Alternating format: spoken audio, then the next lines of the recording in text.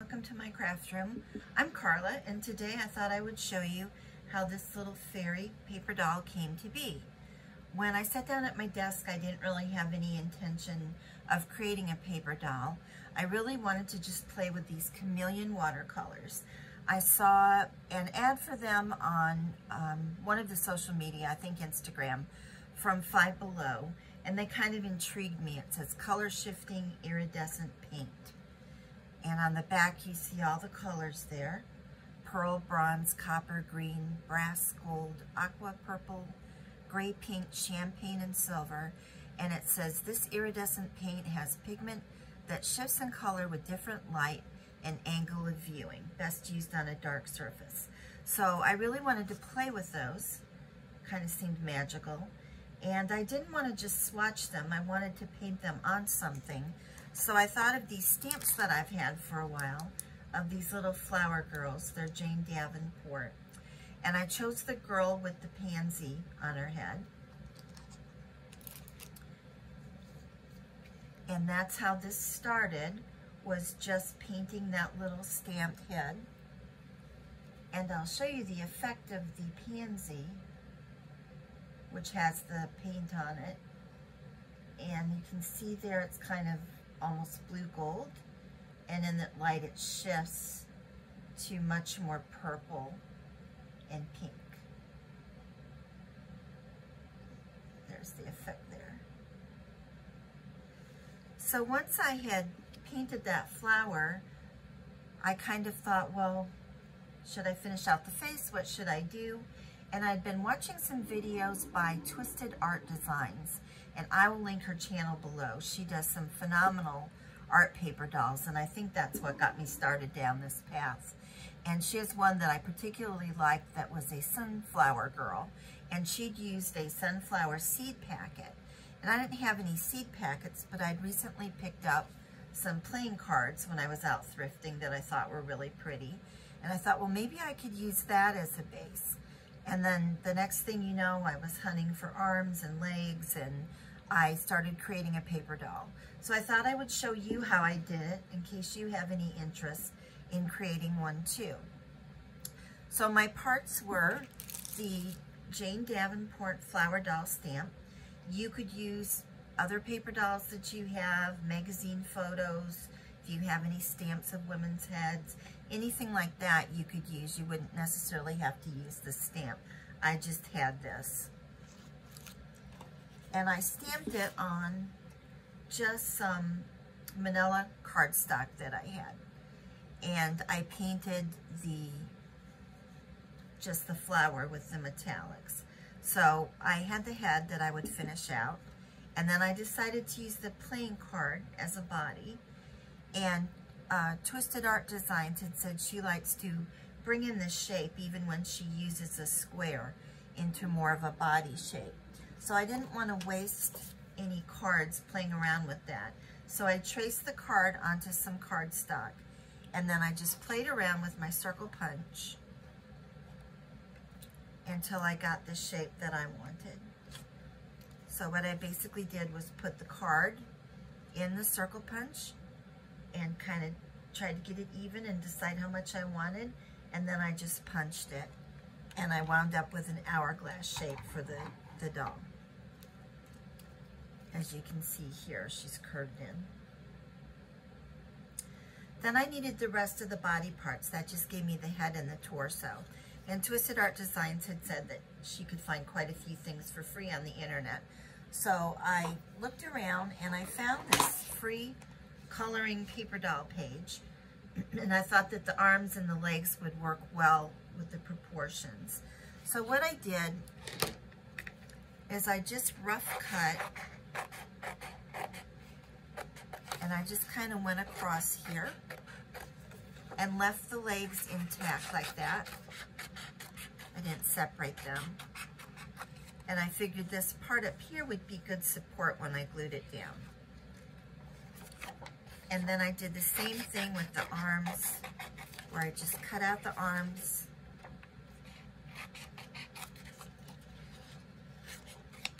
And then I just fussy cut all these details away.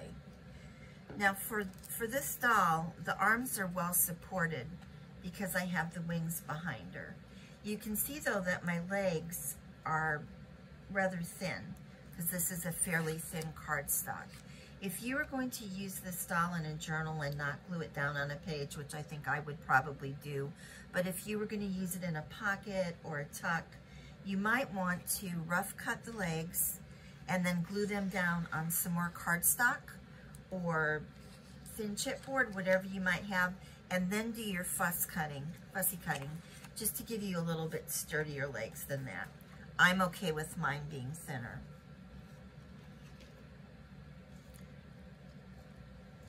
Then I had these butterfly wings. These are from Dollar Tree. These were in the garden section. Butterfly die cuts, and I chose this pink one. I felt like that was a good size for the rest of the body. So that gave me all my body parts: the head, torso, wings, arms, and legs. So then I did some coloring in of the face and the arms and legs. And you could use anything you have. Twisted Art Designs is really great at this part. She's a great mixed media artist. I'm not so much, but I did what I could with what I have. I have these Portfolio water-soluble oil pastels. You can see I got them for $4. I believe they're made by Crayola. And somebody had said at some point that these were as good as the more expensive oil pastels. I don't know if that's true. I just grabbed them. I had never even used them.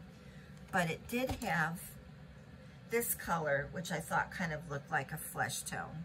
And it was called Peach. So what I did is I just got a brush and I wet it. And I just did like this and just took the medium right off of there. And then I just started painting in the face. And I did the same thing with the arms and the legs, just using this peach color. And I don't know if the camera will pick it up for you or not, but it did give a slightly more flesh tone color than just the yellow itself. You might see it a little better on the face. Just gave her a little bit peachier. And then I did a few more details on her face, and for that I used these Neocolor water solubles. I think these are fairly expensive. I got these at, you can see, for $5 at a crafter's estate sale. And there are a couple of colors in here that I like. The pink I used for the lips and slightly for the cheeks. And then I used the dark green for her eyes. And again, I just took a wet brush and took a little bit of color off and put it on the face. Oh, and for the hair, I used 2 different shades of brown, also in those Neo watercolors. But you could use markers, you could use water-soluble color pencils, anything like that, whatever you have on hand. And then for her shoes, I did use just a marker for her shoes, and I gave them a little bit of detail in gold with this Pen Touch calligrapher's pen. This is my favorite gold pen. You can see she's just got a little bit of detail on her shoes. This is a thicker nib than I usually like, but it was what I was able to get last time around when I purchased them. So once all the parts were done, I went to the assembly. I glued the head on to the back of the card, and I glued the arms up under the card, and I used Fabri-Tac for that because Fabri-Tac gives you a lot of work time. So that way I was able to position these arms so her hands would land on her hips and I could get them lined up with the edge of the card. So that gave me some time to move things around and get it just right. Then afterwards I just used my Barely Arts glue, which is similar to your art glitter glue, to put a little dab under her hand and secure her hand. So I did that with both of the arms.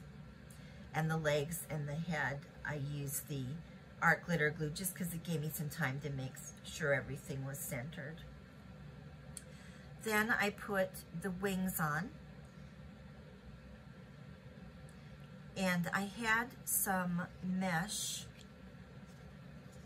metallic mesh ribbon that I've had for a long time. Morex Corporation. I'm not even sure where I got that. I want to say it was Michael's years ago. But I love this mesh. It's got so many sparkly different colors in it. Blues and greens and golds and almost purples. So I took that to my sewing machine and I just stitched a ruffle and glued that on the back of the card for her skirt. And there was a little piece left that I glued back behind her head here just to give it some more sparkle. I did put a flat back diamond in the middle of the flower. And the other thing I did is when I cut the card so she'd have a waistline and I knew that her hands would be on her hips. And I didn't attach these with brads, which you could do, the little mini brads if you want the arms or legs to move. But the way these hands were drawn and placed on the hips, I knew that it would look awkward in any other position, so I just glued them on permanently. But I knew her little waist was going to be emphasized, so I decided to do a corset type style on there. I didn't want to cover up any of the card, but I just added it on top of the card. So I did punch holes and add little tiny purple eyelets. These were a real problem to get in. They didn't work well with my crocodile. I'm not the master of my crocodile. It may be that they're too small for that. And I have an eyelet center too, and it didn't work well with that, but I did finally get them in. And then I wanted some tiny ribbon to crisscross. And all I had was the ribbon in this cream color. And I did not want the cream color. So what I did is I took a plastic sheet. These are like cutting boards that you can get at the Dollar Tree. And I took 2 of these purple Memento ink colors and I just rubbed the ink in various places on the mat, and then I spritzed it, and that you can see the stains are left on here. And then I just took the ribbon and rubbed it all around in the ink. Do use gloves for that? I didn't, and I had dark purple fingers. But I just rubbed it around in the ink until the ribbon looked well coated, and then I just left it to dry, and it came out with this purple, which was nice. I thought it blended well. And then I was able to just weave it through there and tie it. So there's my playing card, Butterfly Garden Fairy paper doll with her color-changing pansy headdress. I hope you enjoyed this video. If you do, please give me a like and consider subscribing. I'll be bringing some more projects in the future. Thank you and bye.